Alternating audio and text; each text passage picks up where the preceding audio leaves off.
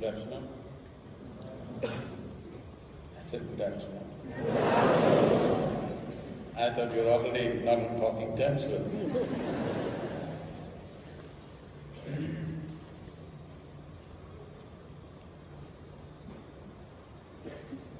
This chant, what we did just now, is it okay? Audio is okay?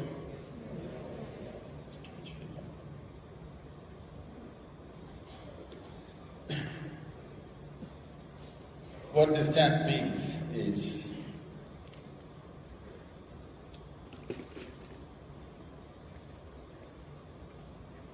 there is a certain sweetness to birth and life, but death is a compassion. However good it is, at some point you want it to be over. Hello? No? Suppose you lived here for 10,000 years. Not good. So death is a compassion, it gives you an end.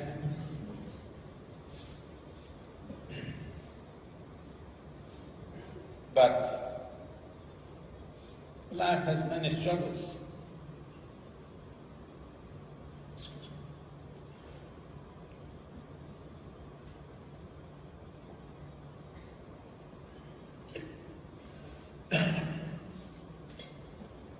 Life has many struggles.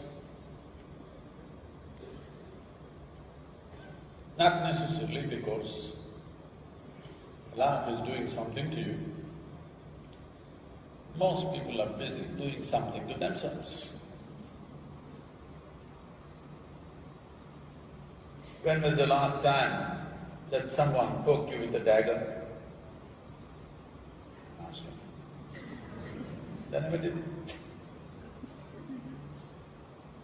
Maybe when you were in the school, someone poked you with a pin at the most. Or that also they did not do, they ignored you.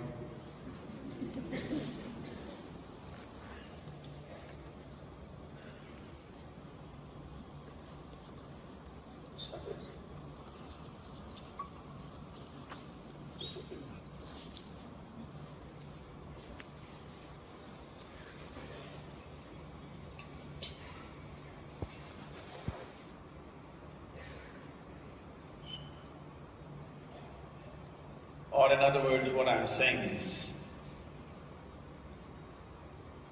how much suffering is ever coming to you from outside? Minuscule, isn't it? Rest is all on self-help. If there is something to do, people will suffer that. If they have nothing to do, they suffer that immensely. Yes? If something happens, people suffer. If nothing happens at all in your life, immense suffering, isn't it? People come to me and say, Sadhguru, please bless us, nothing should happen to me. So what kind of blessing is this? My blessing is, let everything happen to you. Let everything that's life happen to you. Have you come here to avoid life or to experience life? If you're testing out, who is the yogi here? Whatever I say. See, I can sit here like this for the next 3 hours without moving my eyeballs.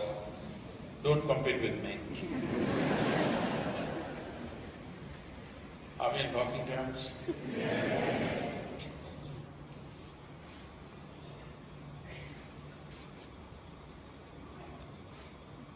Everything that's life, should it happen to you? Yes. You come here to experience life or avoid life? Experience life. But the problem is, most people are not equipped to experience life. Whatever happens, they suffer. If they're poor, they suffer their poverty. You make them rich, they suffer the taxes. That's why they escape to Dubai.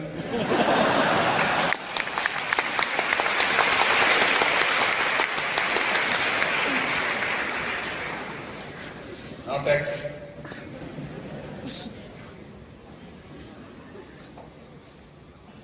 They're not educated, they suffer that. Put them to school, endless suffering. Not married, they suffer that. Get them married. I did not say anything.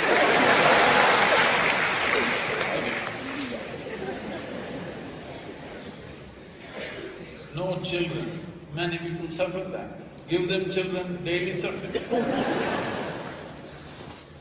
Tell me one thing that human beings are not suffering. So the problem is just this, they are suffering time. So kalavashadiha means one who transcends time. For him, everything is compassion. One who has transcended time has no issues with anything. How do you transcend time? While time is of some consequence to you. Right now, as you sit here, suppose we sit here for 2 hours, 3 hours, what are you going on talking?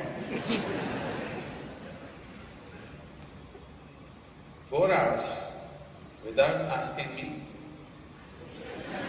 you will run. Body is keeping time, isn't it? Yes or no?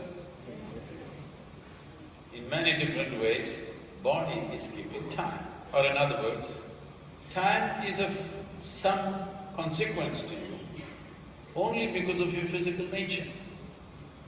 Suppose you don't have a body, we will sit here for 10,000 years. Any problem? No. Only because you have a body. Body means physical. Physical means everything that's physical is moving in a cyclical way. There are cyclical patterns to everything that's physical. From an atom to the cosmic nature, everything is in cyclical movements. In fact, our experience of time is only cycles. Planet spins once, we call it a day. The moon goes around the planet, we call it a month. Planets goes around the sun, we call it a year. All our experience of time is essentially because of cyclical movements. If everything was going dead straight, you would not know what is time, isn't it? So essentially, people are suffering time because they have to do something. These days, doing something means only 2 thumbs, okay? Doing something does not mean like this. They have to do something because time is a problem. But what you call as my life itself is time, isn't it? Your life is just a certain amount of time and energy, isn't it so? In southern Indian languages, death, if somebody dies, we say, Kalamaya. This means his time got over. In fact, that's all that happened, isn't it? Yes or no? All that happened is time got over. In English also there is a similar term. A few years ago, a couple of decades ago, if somebody died, we would say he's expired. Not anymore. Today you say he kicked the bucket.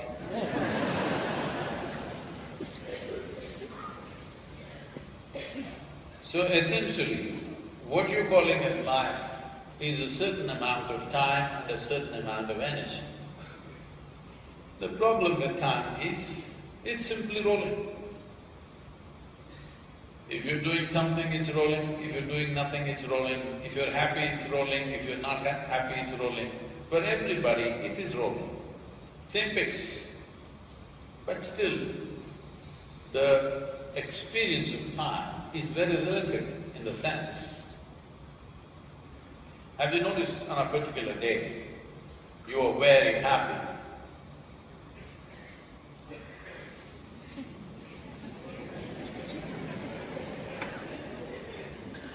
How to talk to such people?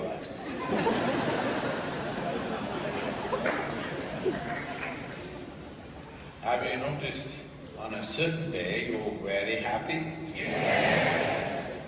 On that day, 24 hours passed away like that, isn't it? Another day you were like this. 24 hours feels like a lifetime. You're a little depressed. 24 hours feels like a lifetime or not. So time is a very relative experience. If you're joyful, it'll go away, your life. Only miserable people have a long life.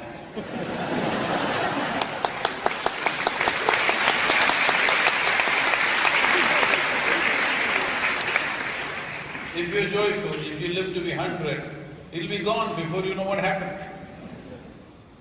So time is a very relative experience, though for all of us it's rolling at the same time. How we experience it is very different. Now time is happening in equal proportion to all of us, but we cannot control it, we cannot slow it down, we cannot hasten it. No, it rolls at the same time for all of us. But our energies, we can manage it different ways. If you create the necessary energy within yourself, that what someone does in 10 days, you do it in 1 day. This means, if you live to be 100, you live to be 1,000 years. Yes, sir? This you can do to yourself, that you can maximize your energies in such a way that what somebody does in 10 days, you do it in 1 day. This means, in other people's experience, you lived 1,000 years instead of 100 years. This is in our hands. This is why, if you master the time, which means in some way you distanced yourself from your physical nature. If you did not have a body, who cares what is the time? Yes? Only because there is a body. Slowly, initially your lower back will tell you the time. After some time, this will tell you the time. After some time, the bladder will fill up. After some time, it's telling time. Because body is a consequence of many cyclical processes that are happening within us. So naturally, it will keep time. And of course, it will die because it's keeping time. You know, all of you will die one day. So you didn't come to Dubai to escape death, only tax. Only tax, isn't it? That's okay. That's the best thing about life. Nobody fails, everybody shall pass.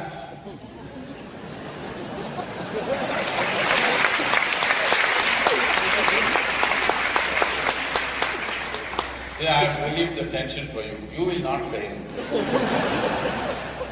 Anyway, you shall pass. It never happened to anybody. You lived badly, so we're going to detain you. No such thing. Anyway, we shall pass. Now the thing is, how shall we pass this life? That's a question. If there is an option between passing your life in highest level of pleasantness or highest level of unpleasantness, what would you choose? You must choose properly right now, I'm going to bless you. Pleasantness or unpleasantness? Pleasantness. So, you want to be pleasant. Is there anybody here in this hall who's not known a single moment of joy in your life?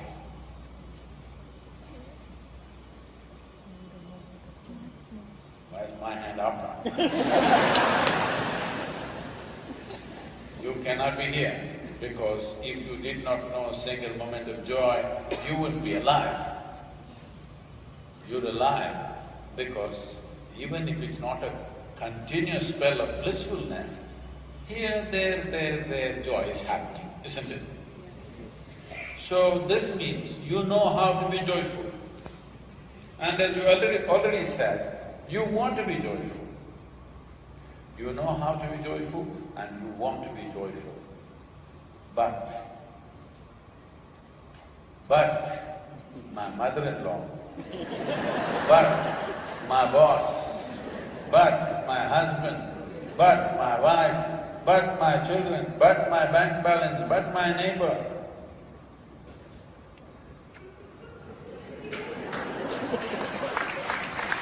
Now, to kick this butt, you need a yogi.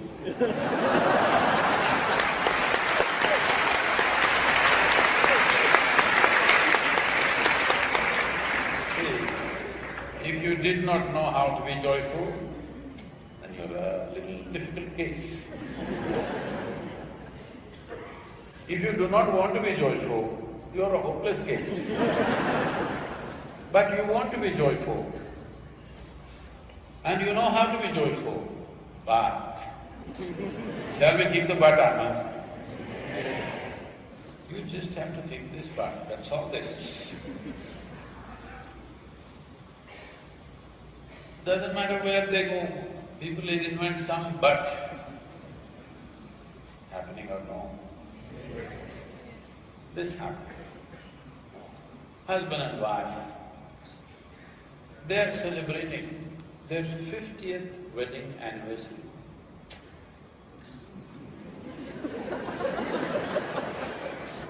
Many of you are looking terrified. 50th wedding anniversary, 75 years of age. The wife thought of a great romantic plan, as wives do. She said, we will enact our entire wedding day as it happened that day. So they decided to visit the church where they got married. Then they came out of the church, and then on that day they had been to a movie. So they went to a very romantic Italian movie. Then they went to a certain restaurant, they ordered the same food, same wine. Then they got into the car and driving to that particular hotel where they stayed 50 years ago. Husband was driving. She looked at him and said, John, what's the matter with you? You remember how passionately you kissed me on that day? I said, yeah, I did. It's 50 years later. We have to do everything the same way. Then he leaned over to kiss her, and he did, but the car crashed. 50 years later, not the same thing. Car crashed and both of them found themselves at the gates of heaven. Then they went in and they asked the keepers there, because both of them were golfers. They asked, is there golf in heaven? They said, of course, the most immaculate courses that you can find. But really, can you see? I said, they opened one door and it was a golf course, most spectacular golf course. Is there a tea time? Any time is tea time in heaven. Can we tea on? Yes. So the husband drove the ball went straight, splitting the fairway, long and straight. Then they walked down to the ladies' tee, and the wife swung, She also had a very long and straight ball. Now they're walking for the second shot. And suddenly, the husband became a little depressed. You know, as it happens many times. She looked at him and said, "John, what's the matter? We're in heaven. We're upon the most spectacular golf course we've ever seen. You had a straight ball, I had a straight ball. What are you looking depressed about?" He said, "If it was not for your stupid health food, we could have been here a long time ago."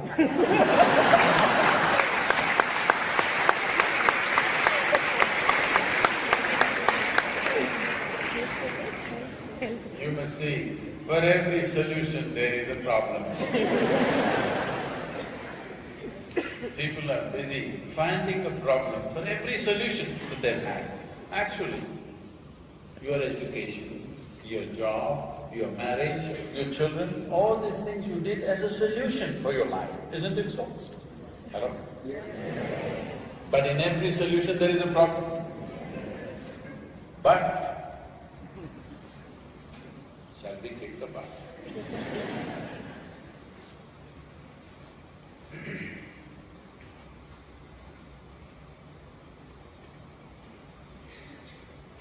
What is considered as life is largely accessories of life. We added all these things to our life. Our home, our vehicles, our jobs, our money, our wealth, our relationships, all these things we added to our life to enhance our life, isn't it so? But what is throbbing inside this is the life. So, yes. Everything else is to enhance this, isn't it? But everything else is happening, the entire drama is happening, but this, nothing much happening. Life is not happening. All the accessories are happening. Too much frill, no skirt. That's a problem. So you always feel insufficient because too much frill and no skirt. Too many accessories, no life. Largely, for most human beings, their idea of life is just their thought and emotion. Your thought and emotion is just the psychological framework of who you are. You could make it any way you want. You could make it whichever way you want if you're willing. If you take charge of it, your thought and your emotion, should it happen the way you want it? Only 25 people are saying yes. Your thought and your emotion, should it happen the way you want it? Yes. If it… no? Yes.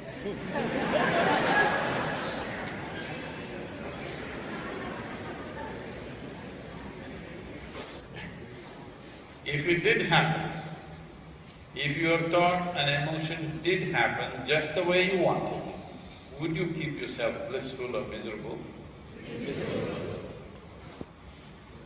So the problem is just this. Even the most fundamental aspect of yourself, your thought and your emotion, is not happening the way you want it. Or in other words, see, nobody in your life will happen 100% the way you want them. Your parents, did they happen your way 100%? No. Your spouse?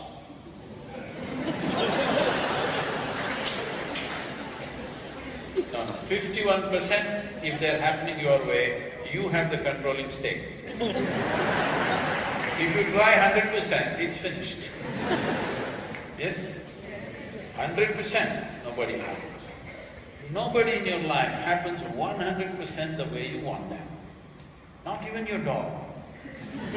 These days they do their own thing. Animal rights.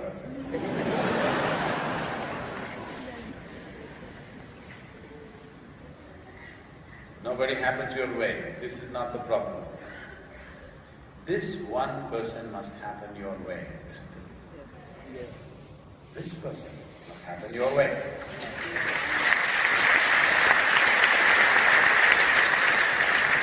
If this person happened your way, I'm sure you will make this into a fantastic human being. Can I trust you on that? Yes.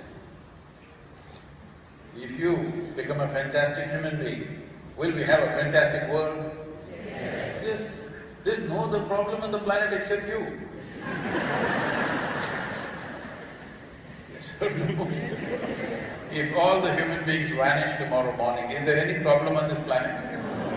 Everything is fine, isn't it? So there's really no other problem but you. If you make this work the way, just the way you want it, it will happen. Now the problem is just this. You have been given a very complex mechanism called human mechanism. I'm asking you, have you read the user's manual?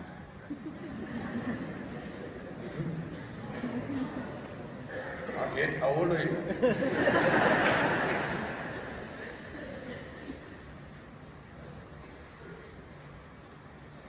If you don't read the user's manual, how will you use it, a complex mechanism? Accidentally. If you do something accidentally, anxiety is normal, isn't it? Yes? Yes. If you're doing something accidentally, isn't being anxious a normal process? It's like this. Let's say you don't know how to drive. Let's say you don't know how to ride a motorcycle. There was somebody's motorcycle sitting on a stand, you went and sat on that and started doing guru, guru, guru. Somehow it got started and started moving. Anxiety or no? Started moving faster. Fear or no? Started going very fast. Terror or no? It's the same thing. If you knew how to ride this motorcycle, faster it goes, better it is. Yes sir? Now, your thought has become a problem, your emotion has become a problem, just about anything has become a problem simply because little fast it goes, you will become a wreck. If you don't go as fast as somebody else, you will become depressed. Yes. You look at somebody or you look at a slow-moving coach and think, I'm going fast, and then you feel happy. You look at somebody else going very fast, you feel depressed. Happening or no? Or in other words, your joy is only in somebody being less than who you are.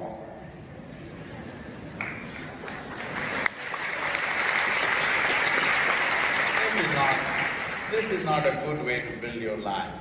It's like, right now I have eaten well, all of you are very hungry, so I feel very happy. This is sickness, this is not joy. Yes or no? If you enjoy what somebody does not have, does it amount to sickness or joy? Sickness. Joy is not because of something outside. When you experience the exuberance of life, when you feel alive, spectacularly alive, you're joyful. When is the last time you sang in the bathroom? Today you did.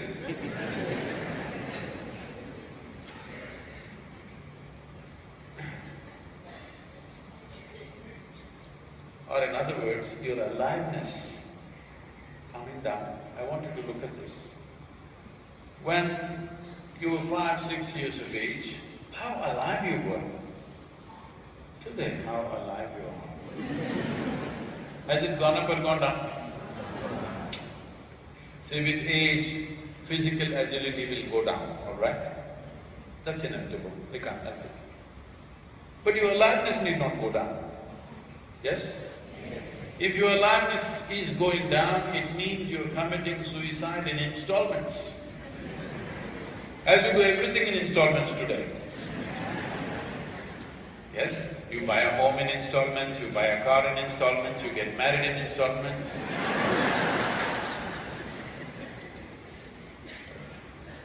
Of course, we're dying in installments, but you don't have to commit suicide in installments. Because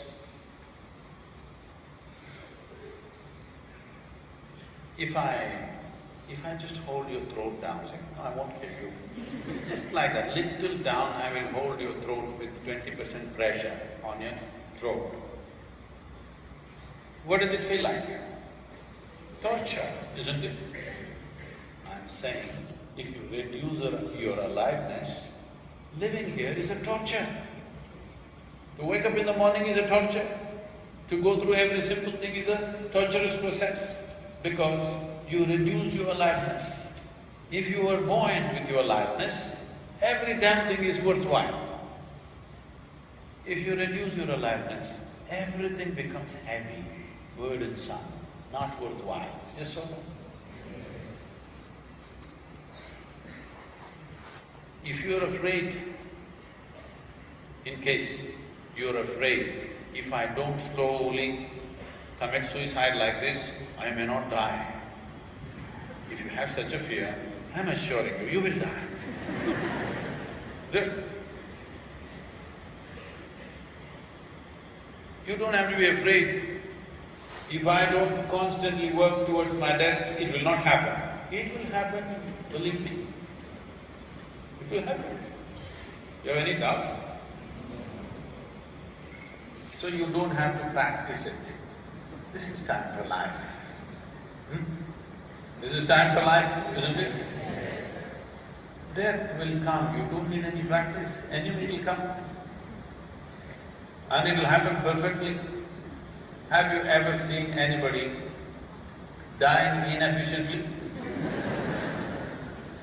People are living inefficiently. Has anybody died inefficiently? So what is it that we need to do about this? It's simple. First and foremost thing is, what is the sun? First sun. Says? Okay. Temperature comes at a cost.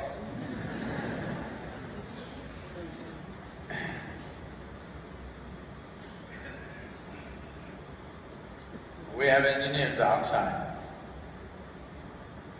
We can create the climate that we want around us. All I'm asking you is, are you able to create the climate that you want within yourself? Sometimes yes, sometimes no, on and off, on and off, on and off. When things are on and off, when smallest things throw you off, then slowly you hesitate to do anything. You go on curtailing the possibility of your life because you may get hurt, you may suffer. The fear of suffering has hugely crippled humanity. The fear of suffering has made you into a half-step. Only if you become like this, that no matter what happens, this is how I will be. If this assurance comes within you, then you will walk full stride in your life. Otherwise, what will happen to me is always the controlling factor, isn't it?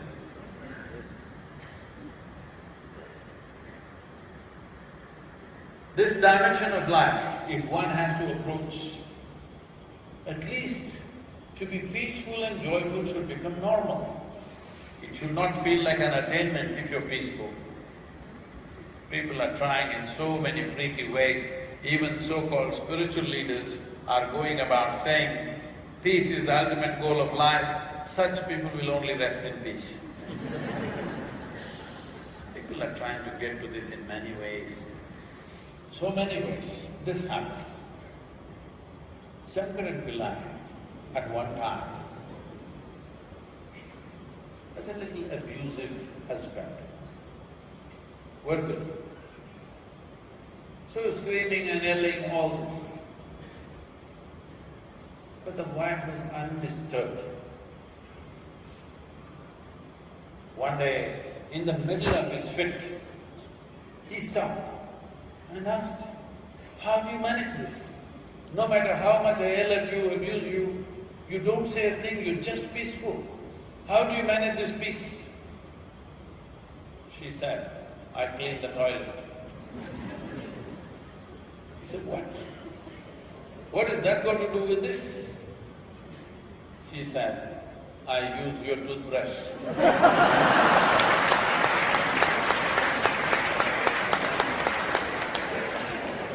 Watch out.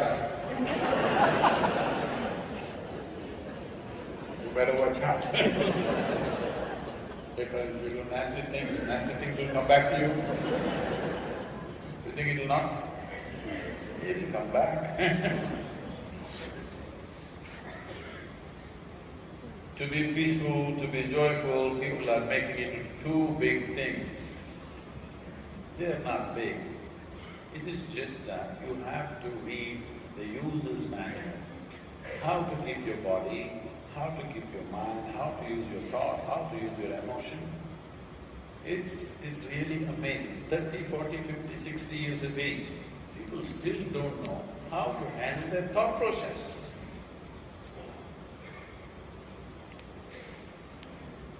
This happened. An Indian man went to the United States. Of course, as a technology person,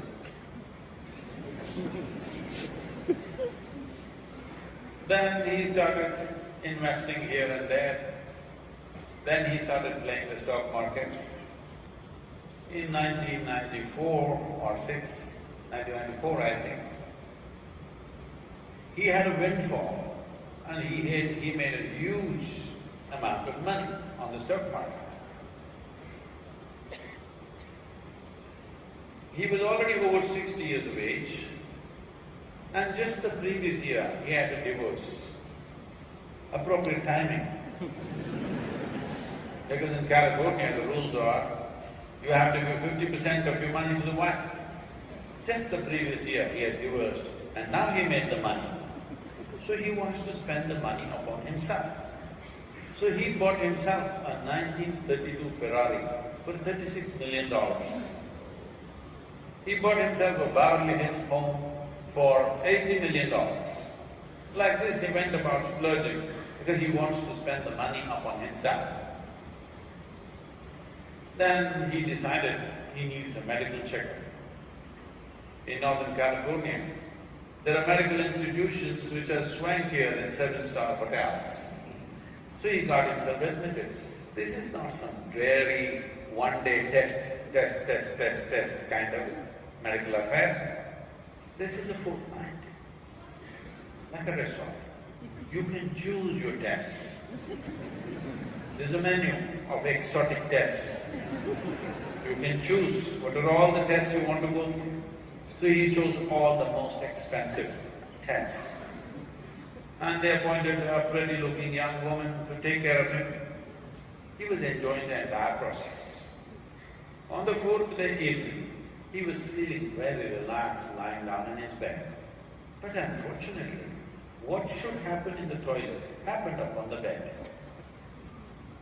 He felt very embarrassed. He did not know how to deal with this mess. He was just looking at this mess on the bed, how to deal with it. Just then, he heard this young lady coming towards his room. Fortunately in America, young ladies don't walk quietly. Talk, talk, talk, talk, she came.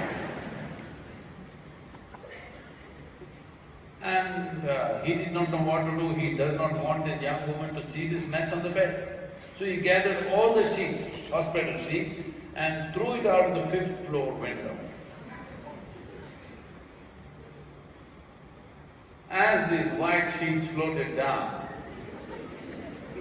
a regular man, just a regular man, was going back from a party. It's such an unfair world. A man is expected to walk on a round planet, and the damn thing is spinning. So with great difficulty, he was walking sideways and finding his way home. and the sheets came and covered. He screamed and yelled and fought with the sheets. It took him over 2 minutes to get all the sheets down. And he stood there, dazed, looking at the sheets. By then the security arrived. They said, "What is all the commotion about?" He looked down at the sheets and said, "It looks like I've beaten the shit out of a ghost."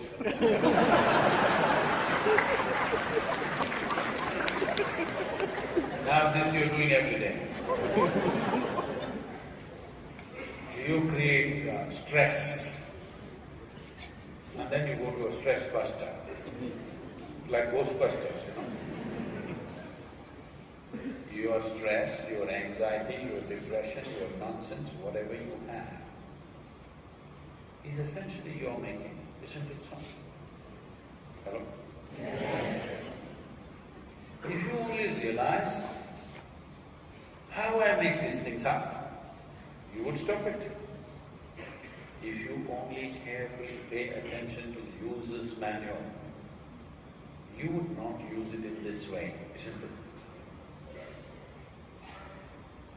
If your hand becomes like this, suppose your right hand suddenly starts punching you violently, what should the person next to you do? Hold it down, isn't it? But if it has continuous impulse like this, tie it down. But if it becomes uncontrollable, these two fingers will go and pluck off the eyeballs, then we must amputate the hand. So, yes. This is what you're doing one way or the other, because you never paid the needed attention as to how to handle this cerebral capability that we have as human beings. In so many ways to kill it. I don't know whether you're killing it with the mantra, or with the drink, or with the drug, or with excessive eating, or simply there are internal ways, committing suicide in installments. In some way, you're taking away the exuberance of the mind because it's causing so much mess. The problem is just this, it's a very evolutionary problem, it's not your fault. You know Charles Darwin? He said, "You were all monkeys, not me." That is, he said, "You were all monkeys, your tail fell away and you became human." Yes? I will make it very simplistic. It's a much more complex affair, but to make it very simplistic, he said something like this: a goat could have become a giraffe over many million years. A pig could have become an elephant over many more million years. And a monkey became human rather quickly. So quickly that anthropologists think there must be a missing link somewhere.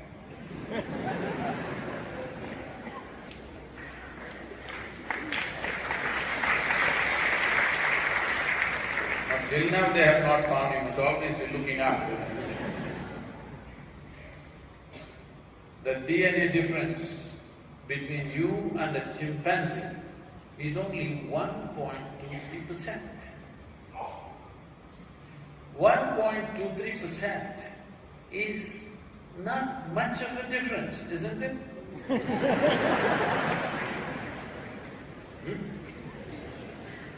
Is 1.23% a big percentage? Physiologically, that is how close you are to a chimpanzee.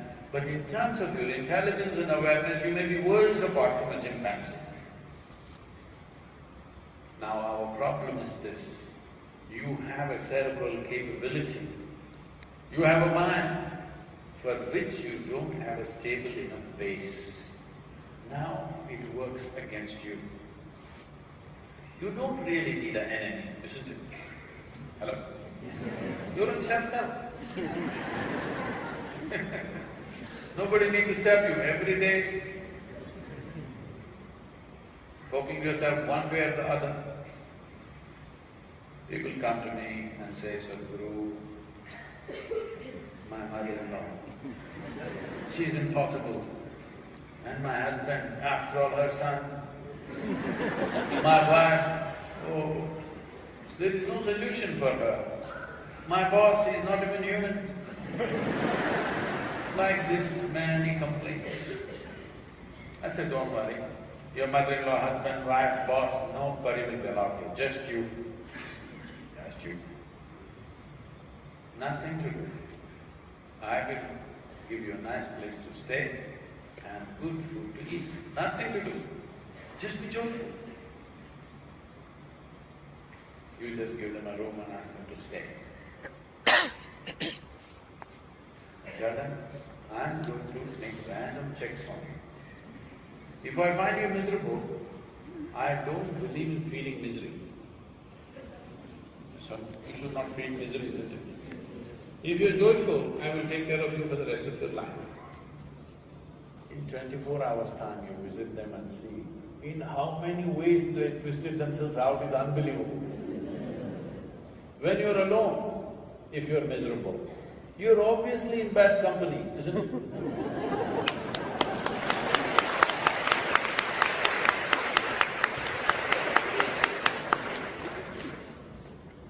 If you don't fix this one person, believe me, if you turn the world upside down, still it'll be the same damn thing. Yes, sir? Many people are hoping, this world is bad, we will all go to heaven. But I'm asking you, do you have any proof? Do you have any proof that you are not already in heaven and messing it up? Do you have any proof? No. Maybe you're in heaven and messing it. In this condition, wherever you go, you will only mess it. Yes? What's wrong with your life? Really nothing. Compared to any other generation on this planet, we know better comforts and convenience than anybody ever on this planet, isn't it so? Are we not enjoying all this? But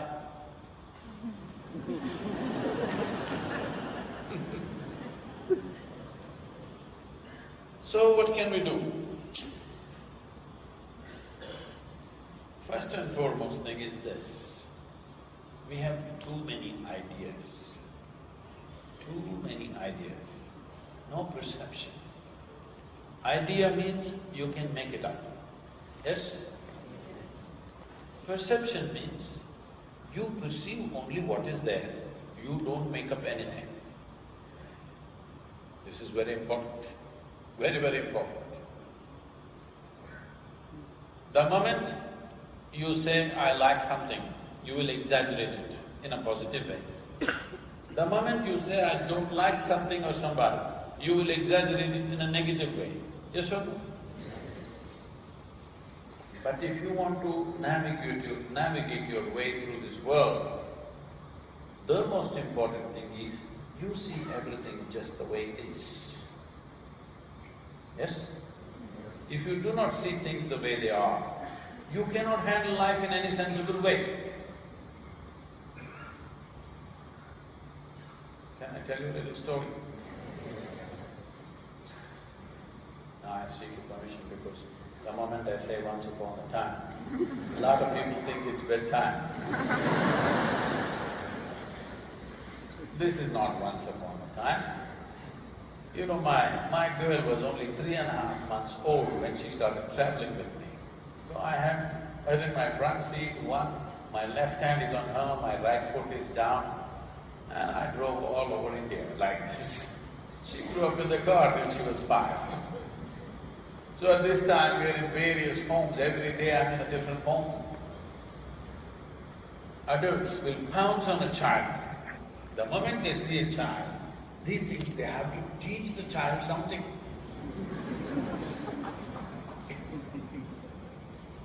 The biggest problem in the world is, everybody is busy teaching somebody something that has not worked in their life.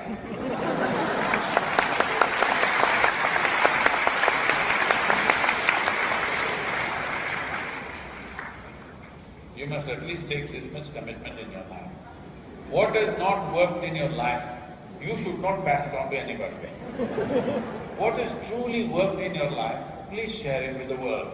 Yes or no? That much integrity you must have, isn't it? But you will see, everybody is… The moment they see a child, their mouth will water. They want to teach the child something. Between you and your child, who is more joyful? Who should be a consultant for life?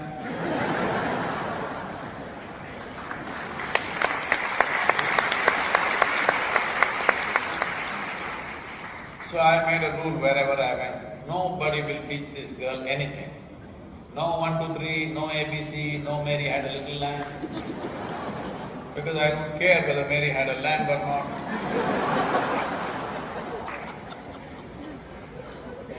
So I said, nobody will teach her anything. So nobody teaching her anything. Because nobody is telling her anything. She's all ears. She picks up everything. By the time she's 18 months, she speaks 3 languages very fluently. Because nobody teaches her anything. She's soaking up everything that's happening around her. So, things went on like this. When she's 12, 13 years of age, she came back from school and she's a little disturbed about something that happened in the school. Then she came to me and said, "You're teaching everybody so many things. You're not telling me anything." I said, "Well, I'm not known to teach anything unsolicited." Now that you've come, let's see. I said, "See, this is all you have to know. In your life, this is all you need to know. Never look up to anybody." She looked at me like this. "What about you?" kind of thing. I said, "Not even me. Because if you look up to me, you will miss the possibility of who I am. If you see me for what I am, the value is very different. If you look up to me, you will make up something in your head which is of no consequence."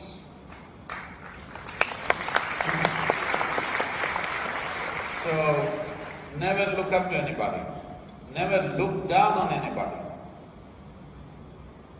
Then you will see life just the way it is. And navigating your way through the life is not even a problem. Now, as simple as it sounds, the problem is you are constantly busy arranging the world and the existence.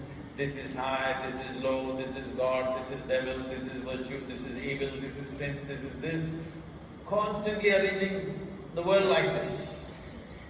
If you can simply look at everything just the way it is, not looking up, not looking down, simply seeing everything just the way it is, it is not even an issue to handle life. But the moment you say something is good, you will get identified with it. The moment you say something is bad, you will get aversion towards it. Yes or no? Yes. Once you develop this, then you start a volatile movement in your mind. Now you can't stop it. If you sit, stand, sleep, it is going on and on and on endlessly, on the verge of madness. People generally are in a socially accepted levels of madness. If they cross that, they are sent elsewhere. If they are within that margin, you do get mad sometimes, don't you? Hello? This expression is used, isn't it? "I'm mad with you." So, you're off and on mad. Some people are more consistent.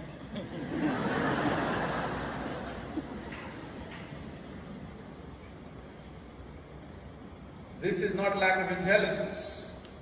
This is not a lack of balance. There is no stable platform. Intelligence is there, no platform.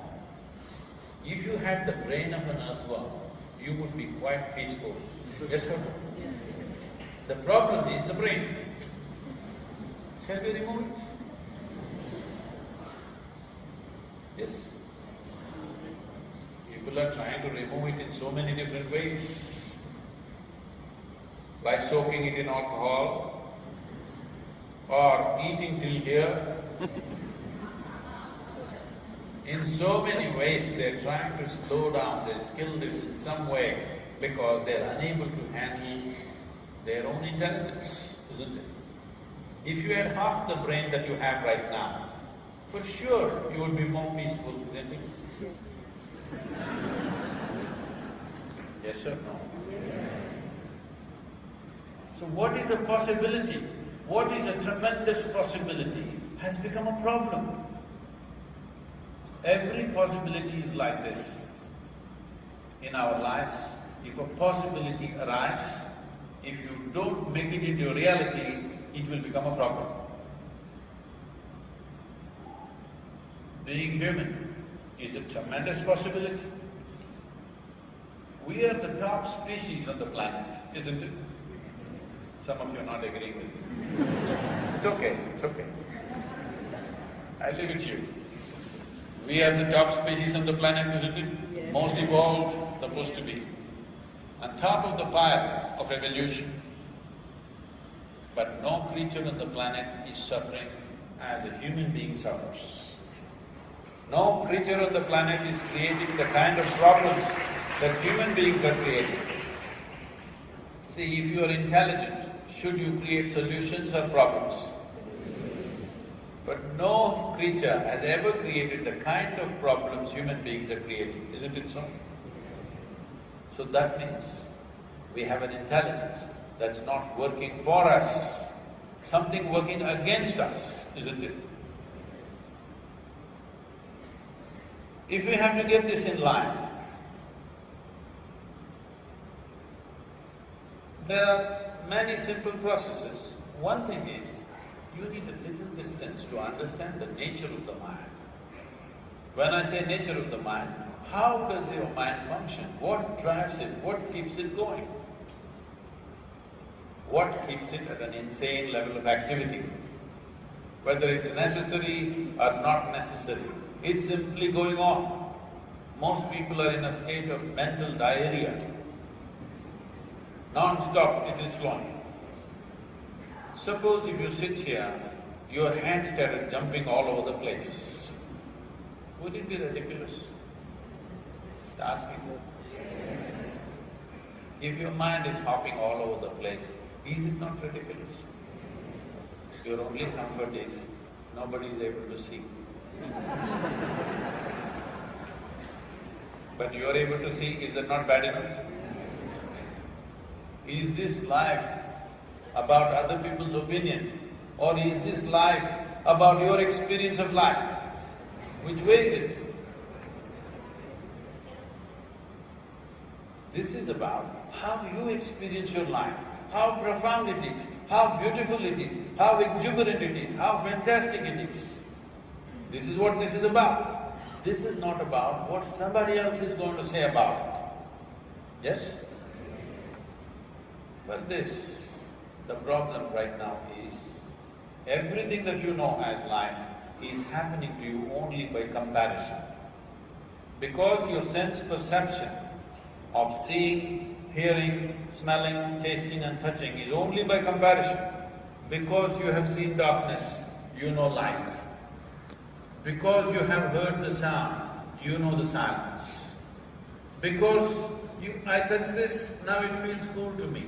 It feels cool to me, not because I know how it is, it feels cool to me simply because of the way my body temperature is right now. If I lower my body temperature and touch it, this would be warm to me. Yes or no? Let's say you're 6 feet tall. If you're 6 feet tall, you stand like a tall man, you walk like a tall man, you think like a tall man, you feel like a tall man, you are a tall man. You went to another society where everybody is 8 feet tall. Now you stand like a short man, walk like a short man, think like a short man, and you are a short man. Yes or no? So what you know in comparison is not a reality. It's a distortion of reality, useful only for survival process. It is not useful for anything else. Because everything that you know is coming to you from your sense perception, you inevitably compare. The moment you compare, somebody is better, somebody is less, somebody is high, somebody is low, somebody is good, somebody is bad, because inevitably you're comparing. That is not the nature of your fundamental intelligence, that is the nature of your sense perception. So the same thing is extending itself. So if you have to go beyond this, at least your perception, a little bit at least, must go beyond your sense organs. You must be able to sense something beyond seeing, hearing, smelling, tasting and touching. Only then your mind becomes in such a way that it can simply perceive things for what they are without comparison. Because in comparison, always there will be distortions. What you think is great in one place. If you go to another place, it's no good, isn't it? With this, you can't figure the nature of life. You can exist in a society, you can survive, you can earn a living, you can compete, but you will not know the nature of life. Survival is the simplest process of life. We are raising survival to heaven right now in the name of economics. Survival is the simplest process of life. Every creature, a worm, insect, bird, animal, all of them are surviving, isn't it? Without fuss. Yes or no? They are surviving without fuss. You're surviving in great fuss. Yes or no? Too much fuss. Human beings are making too much fuss about survival. Just to eat, sleep, reproduce and die one day. How much fuss they're making? Too much fuss. You must set a bar to your survival. You must define what is survival. Otherwise, your idea of survival keeps on growing, that you will never get to do anything else with your life. You must… your definition, not my definition. You define, this is survival. Beyond that is all about making the experience of life more profound by the day. All of you should come to some definition, isn't it? You should not look at somebody, oh, he's surviving better, she's doing better than me. That's not the point. You define your idea of survival. Stick to it. Rest of the energy and time that you have should go towards making your life into a profound possibility. Because that's all you have when you die. How profound is your experience, isn't it? Yes? You know all of you are going to die? No, this is not my wish. I bless you with a long life, but you'll anyway die. Yes or no, is it okay? No, because I'm asking this question, because a whole lot of people think other people die. No, you and me will die. Yes or no? Yes. Because it's a limited amount of time. That is why the need to wake up sooner. If you are living here for a million years, I won't bother you. It's brief. Before you know what's happening, it'll be gone, isn't it? So many people. You know, before you and me came here, countless number of people walked upon this planet. You think they were all idiots? Hello? They were also smart people.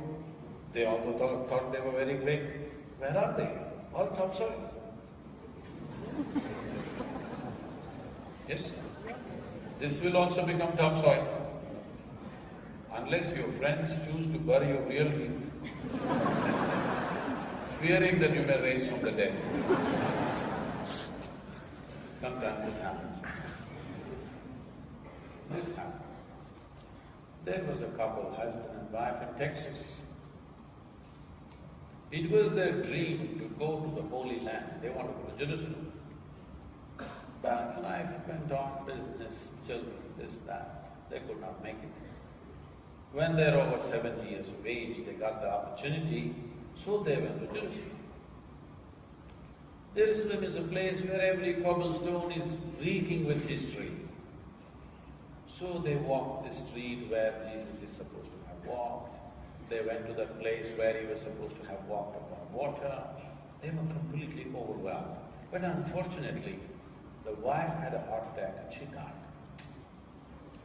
Now he was making arrangements to take the body back to Texas. Then the local people came. They said, see, this doesn't make sense. It costs $18,000 to transport your wife's body to Texas. And there are local charges for the funeral and this and that. Because you have lost your wife and you're in distress, we will do everything for you, $21,000 right here. And believe me, this is a holy land, this is the best place to die. The man thought about it and he said, no, I'm taking my wife back to Texas. Then they said, all right, you are from Texas, we love Texan people. For you, we will give you a super discount, $12,000. This is it, come on, let's do it. He thought about it and said, no, I'm taking my wife back to Texas. I said, see, it doesn't make sense, $18,000 just for transportation and then more expenses. $12,000 we are saying, all right, you are in a state of mental distress because you lost your wife. In this state, you can't make good decisions. So out of our compassion, we're giving you super discount, $6,000. This is it, last price. The man thought about it and said, no, I'm taking my wife back to Texas. They said, why? It doesn't make sense. He said, in Texas, dead stay dead.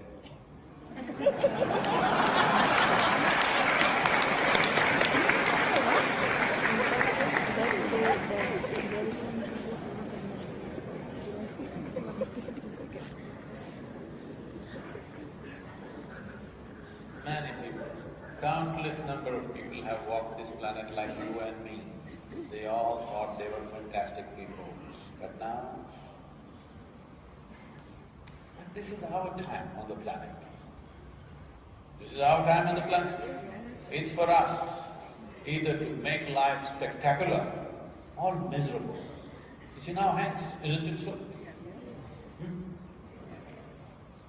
Sadhguru, looks like you have not seen my family.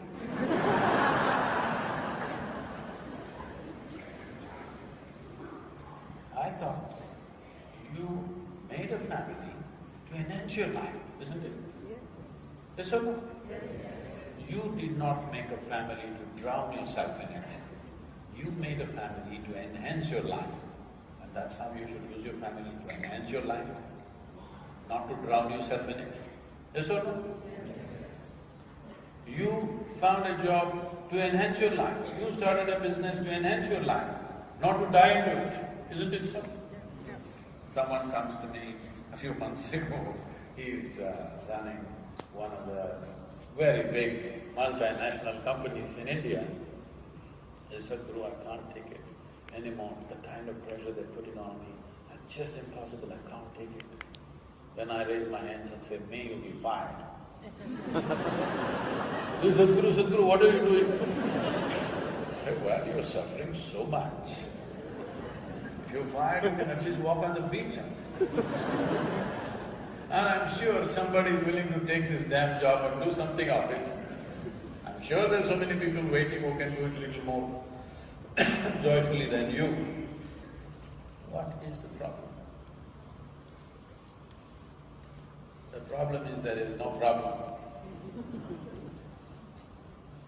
The problem is just that human beings are trying to live without understanding the fundamentals of who they are, what is the nature of their existence.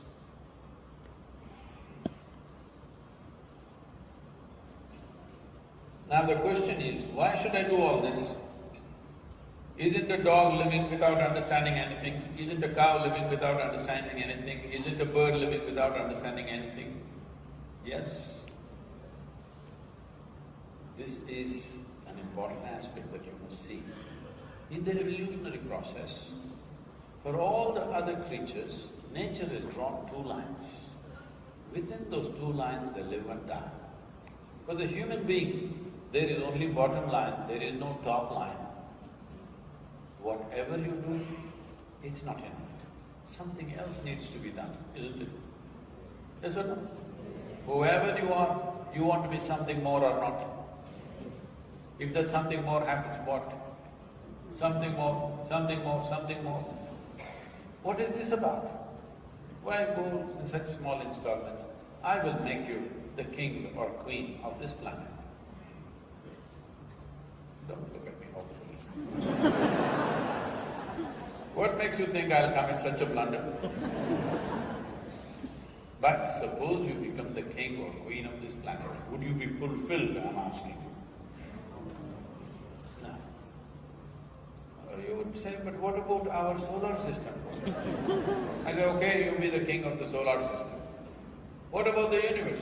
All right, we'll give you the galaxy. If I give you one galaxy, will you be fulfilled? You will want more galaxies, isn't it so? So there is something within a human being which doesn't like boundaries. There is something within a human being constantly longing towards an infinite goal. You are not looking for more, you're looking for all. See, this is the nature of human intelligence. You don't have to go through everything. You got a simulator. Hello? Do you have it now? You got a simulator. Sitting here, you can see, suppose I become the king of the universe, what will happen? You can see from here only or so, experientially. You know what's a simulator? People go fly an airplane on a simulator, have the entire experience without ever taking off from the ground. You have a simulator or no? So you have a simulator, try it and see. You are the king of a galaxy. Are you fulfilled? No. So your goal is obviously infinite expansion. Or in other words, what has happened is, there is something within you which is constantly longing to be something more than physical. Why I'm saying something more than physical is, physical world is a world of boundaries. Physicality is a dimension of boundaries. You can call something physical only if it has a defined boundary, isn't it so? If there is no defined boundary, it cannot be physical. So there is something within you struggling to go beyond physical nature. Because what is physical in you is something that you've acquired and gathered over a period of time. This body that you carry, your physical body, were you all born like this? Huh? Huh? Slowly, eating, became like this, isn't it? What was soil became food, what was food became flesh and bone. If you don't get the point now, one day you'll get it from the maggots, that the body will become once again soil. Yes or no? Now, physical is something that you gather. What you gather, you can claim it's yours. I'll leave it at that, I won't dispute it right now. But you cannot say it's me, isn't it? As I'm speaking, suddenly I pick up this vessel and say, this is my vessel. You will think, oh, Sadhguru has some problem. But let's listen some more. Everybody says he's wise. After some time I say, this is me. Then you'll say, let's go. This is going too far. But this you're doing every day. Food appears on your plate, you say, this is my food. You eat it, then you say, this is me. Yes, sir. If I claim this is me, you would think I'm mad. What should we think about you? Same thing, isn't it? Maybe you're smart, but this happened. A lady was driving a car and then she had a flat tire. And the car just stopped in front of a mental institution. She heard some strange noises, she was very nervous, and she's never really changed a tire in her life. So with great difficulty, she read the manual and got the jack out, lifted the car, took out this tire, very heavy, pulled it out, put it, and she took the 4 nuts and put it in a hubcap. And she with great difficulty was wrestling with the other wheel somehow. She got it there, and in this woof, she stepped back. And she stepped on the hubcap, and these 4 nuts just flew in 4 different directions. She searched and searched, she couldn't get it. She didn't know what to do, she was just frustrated. She's got the wheel somehow, but now she doesn't have the nuts to put. A young man was standing on the 3rd floor of this asylum, looking down, and he said, "Hey lady, look here. You do one thing, you take 1 nut out of each of the 3 wheels and put it on this one. With 3 nuts, you can drive. You can go to the gas station or someplace and fix it, but you'll have no problem, you go." She did just that. And she put the jack down and the car got back. And she looked at the young man.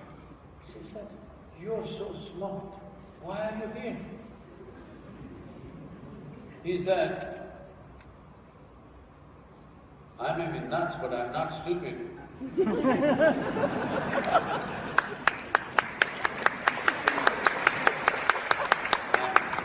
I'm not saying you're stupid, little nuts.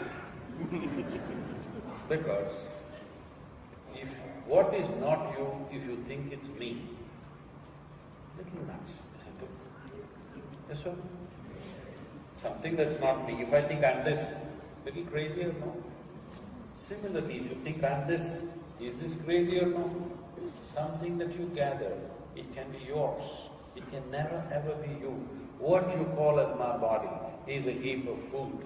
What you call as my mind is a heap of impressions. Between these 2 impressions, heaps of impressions and food, where the hell are you? Yet to be found. If you want to conduct anything well, if you want to use, let's say your cell phone, a simple gadget, the more you know about it, the better you can use it. Is it so? Is it so? Why is that not true with this?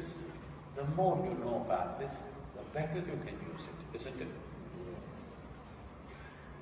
So we call this self-realization. Self-realization is not an achievement, not an attainment, not an invention. We just realized a few things about this, about the self. We realized the nature of what this is. Knowing the nature of this life, should it happen to you at the beginning of your life or at the end of your life? Because there is a certain thing going around, spirituality is at the end of your life, when you're no good for nothing. That's the time to do the spiritual process. I am asking you, knowing this should happen to you at the beginning or at the end? It should happen at the beginning. If you know this at the very beginning of life, you will live a wonderful life. If you don't know this, you will blunder through life. In the end, if you come to know, you may die peacefully. A lot of people don't even do that, that's another matter. But they will rest in peace. At least they will leave others in peace.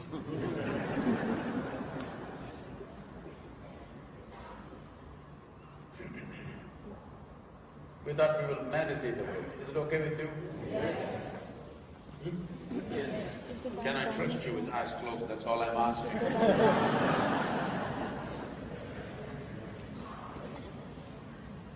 The word meditation, the English word meditation, does not mean anything. Or in other words, it does not say anything specific.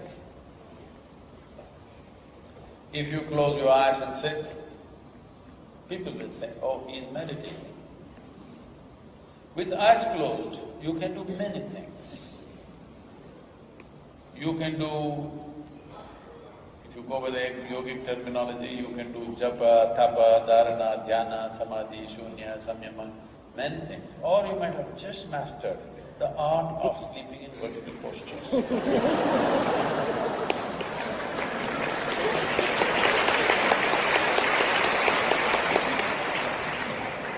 especially those of you who are veterans of many spiritual discourses, you learn to sleep with your eyes open.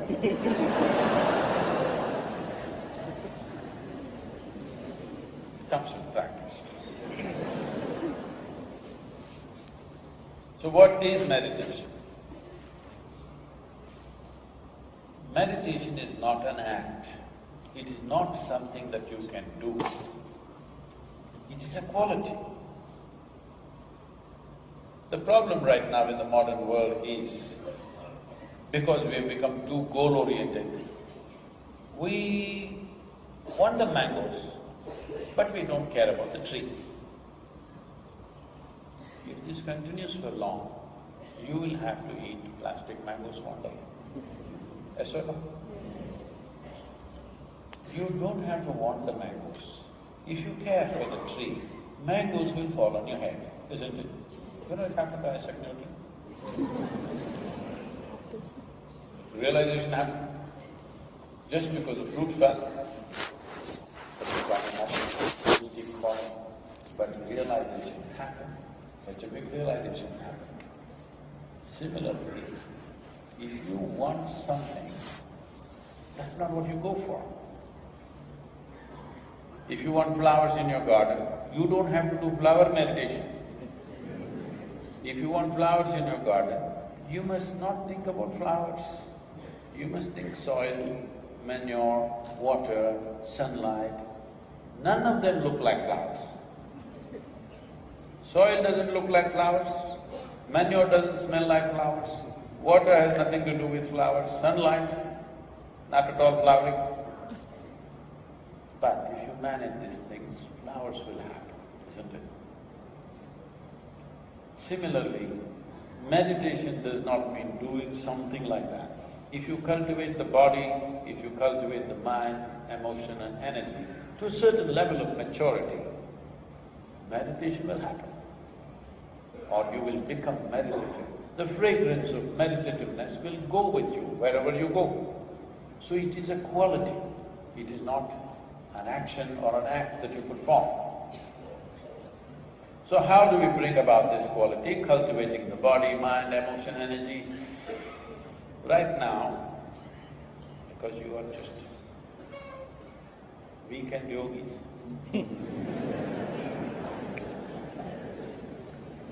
when you're a weekend yogi, there is no time for all those things. We will do something very simple. There is a process called inner engineering, that is, if you're willing to commit yourself for 30 hours of focused time, then we will teach you something, that if you sit here, your body is here, your mind is somewhere else, what is you is somewhere else.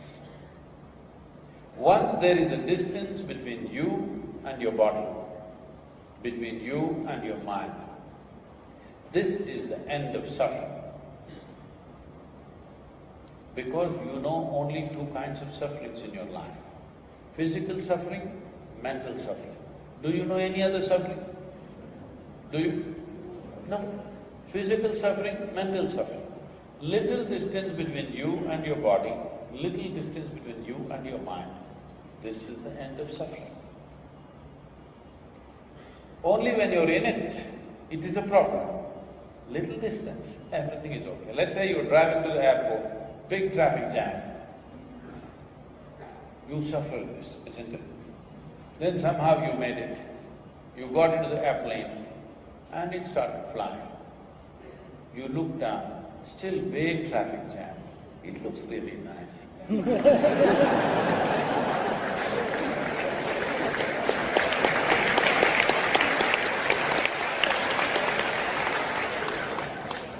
Simply because of the distance. When you were in it, it was not looking nice. Once you're above it, it looks pretty nice. Same with your body, same with your mind. Once you have a little distance, whatever mess you are, still it looks nice. When you're in it, mess hurts. So creating a little distance on a daily basis, if this becomes a part of your life, there is a little bit of space between you and your body, between you and your mind. Once this happens, this is the end of suffering. Once there is no fear of suffering, that is when you walk your life full stride. That is when you would like to explore every nook and corner of your existence, because there is nothing to fear. If you have no fear of suffering, even if you go to the worst place, you can still enjoy it, isn't it? Yes or no? Because as long as you cannot suffer, everything seems to be fine. So suffering is not a natural thing. Pain, physical pain may come because of injury or disease or something, but suffering is all manufactured in your mind. Once there's a little distance, this is the end of it. Well, we can't do all that in these 2 hours, but if you go by the instructions, we can smell the meditation a little bit. Are we okay? Just check all people next to you, they're all awake.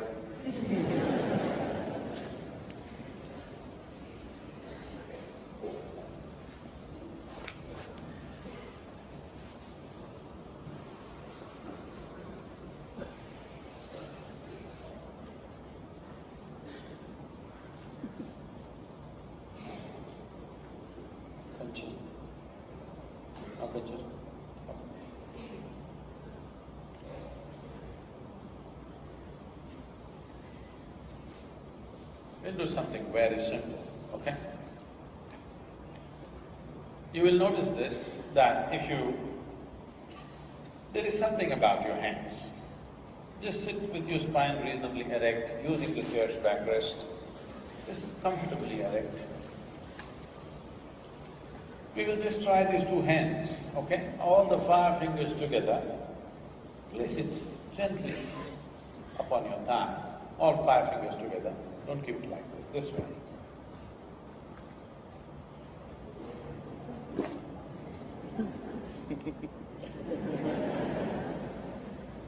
All the 5 fingers together, okay?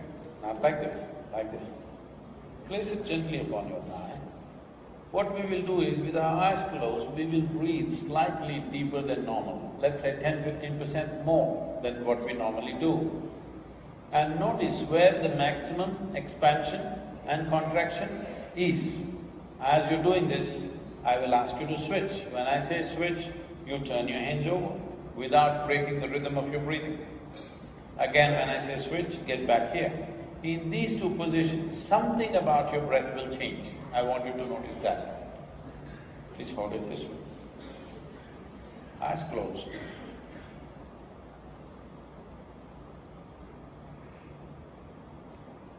Breathe in and out slightly deeper than normal. Notice where the maximum expansion and contraction is.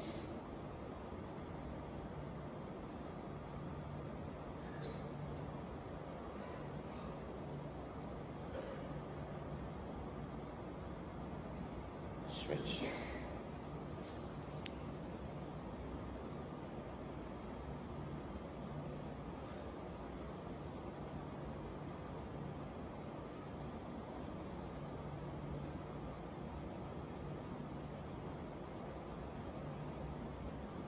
Switch again.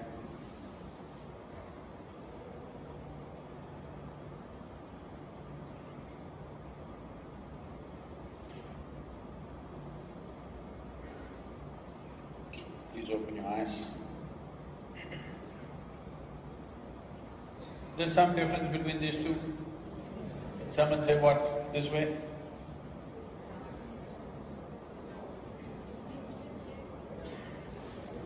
Where is the maximum expansion and contraction? This way? Okay. I will tell you what's happening, try it again and see. When you place it this way, you will notice the maximum expansion and contraction in the lower lobe of the lung.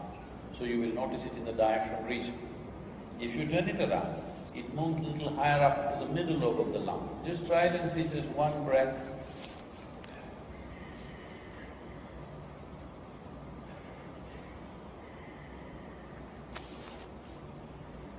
That's all.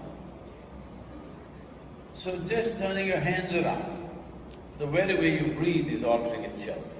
You know, right now physically, your breath is the basis of your aliveness. Yes or no? If I take away your breath, you're gone. This is all aliveness. Inhalation, exhalation, inhalation, exhalation. Inhalation, exhalation, next inhalation did not happen. Poof. That's all. How fragile this life is, isn't it? Just watch this. It doesn't come up, gone. At the same time, how sturdy it is, how many things a man can do. It is so delicately balanced. Oof means it may go away. That's how delicate it is. Now, just turning your head around, the very way you breathe, the very way the fundamental life process happens is altering itself. It's not just the breath, the very way life energies function in the system is altering itself. How many times in a day, unconsciously, do you do, especially if you're Indian? If anybody asks you anything, in India this means no, no, no, no, no, no, no. You do this, and now set your energies into turmoil, then you want to be peaceful. It doesn't work like this. Doesn't work like that. This is a world, this is an existence where unless you do the right things will not happen to you. Is that all right? This happened one day. Shankaran Pillai fell into the septic tank. In a septic tank, I want you to visualize yourself, right up till here in filth. He desperately tried to come out, he could not come. Then he started screaming, fire, fire, fire. Neighbors heard this, called the fire brigades. Firemen came rushing all over the place, they looked here, there, no fire. Then they found Shankaran Pillai in the septic tank. They pulled him out. And they said, why were you screaming fire? Where is the fire? Shankaran Pillai said, if I said shit, shit, shit, would you come?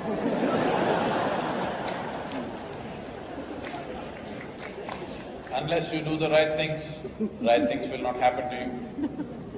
This is true with the outside world. This is true with the inside, inner dimension also. Unless you do the right things will not happen to you.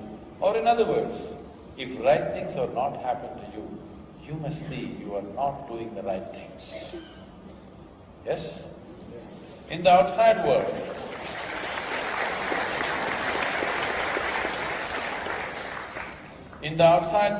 even if you are doing the right thing, maybe somebody next to you is sitting and doing more powerful wrong thing. So it may not happen.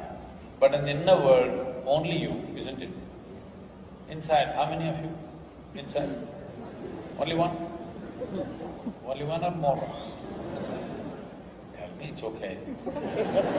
Because the moment I ask you something, you will say, my Atma, my Paramatma, my ego, my Ankara, my this. I'm asking you, how many people inside? Only one, better be only one. If more than one are there, it means you're either schizophrenic or you're possessed. That means you either need a psychiatrist or an exorcist. Only one. You are an individual. An individual means not further divisible. There are three people within you, we can't make you meditate. Only if you're an individual, not further divisible. The moment you divide this further, you will become sick.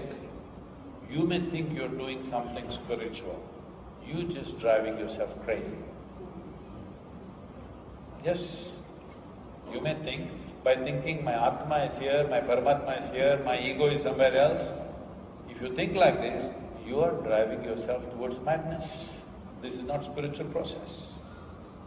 Let this be very, very clear, there is only one in this. The reason why it looks like there are many is, you surprise yourself. Sometimes you're so wonderful, sometimes you are a horror, sometimes you're beautiful, sometimes you're ugly, sometimes you're wonderful, sometimes you're nasty. This is who you are, isn't it? Yes or no? If you see it is me, who is sometimes wonderful and sometimes nasty, if you see it's just me who's doing this, you will want to fix your nastiness sometime, isn't it? If you think, no, no, I am very nice, my ego, nasty fellow, Mr. Ego, you know, then you can never fix, you can't fix a crowd, you can fix an individual. Because only if you sit here as an individual, we can make you have the fragrance of meditation with you. Otherwise, how can you make a crowd meditate? You cannot make a crowd meditate. Only one, right? That's good.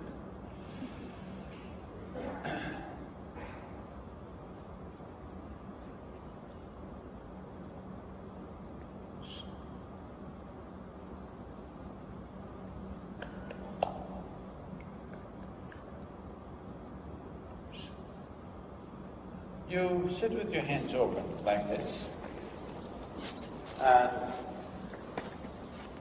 you keep your face slightly upturned like this with your eyes closed. If you do this, those of you wearing spectacles, if you can please, I'm sorry, if you can keep it aside, keep it in your pocket or whatever. With a slightly upturned face, with eyes closed, if you sit, you will notice a mild focus will happen between your eyebrows. Do you notice that? A mild focus is there between the eyebrows. Just maintain this mild focus between the eyebrows.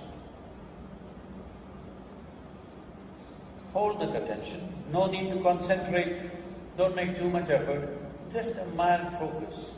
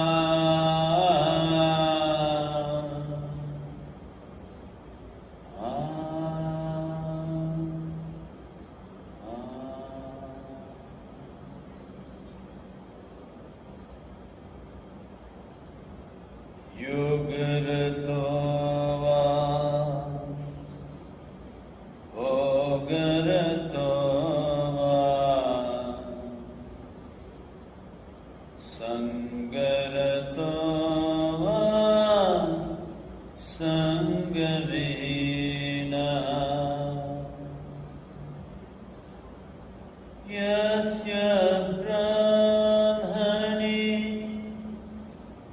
ramate chitam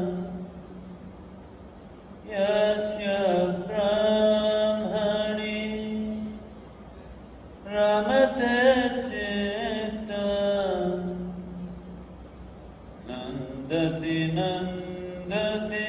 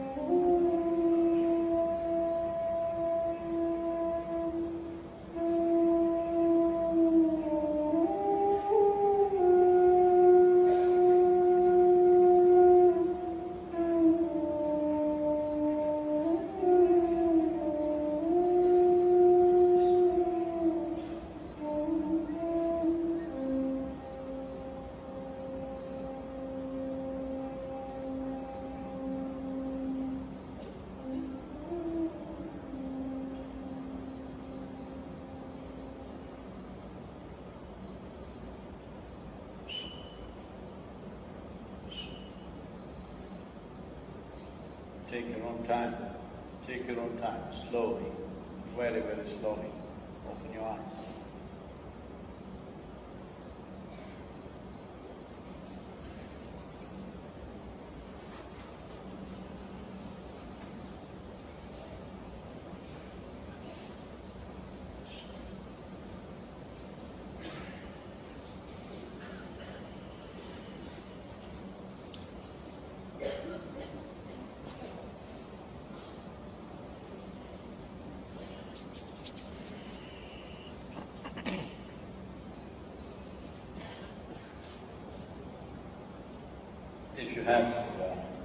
If you have any question, any kind of question that matters to you, this microphone.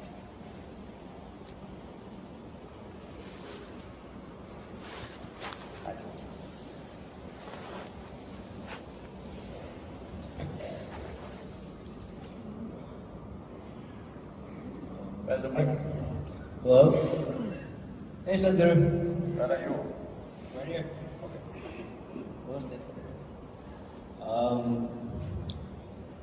I guess my question is, what's the fundamental difference between you and me and everyone?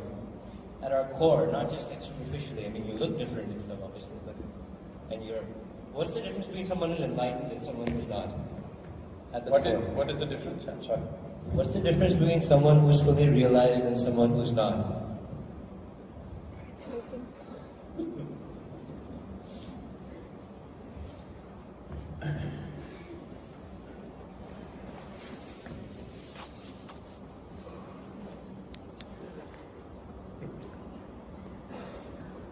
If you see some difference, there is.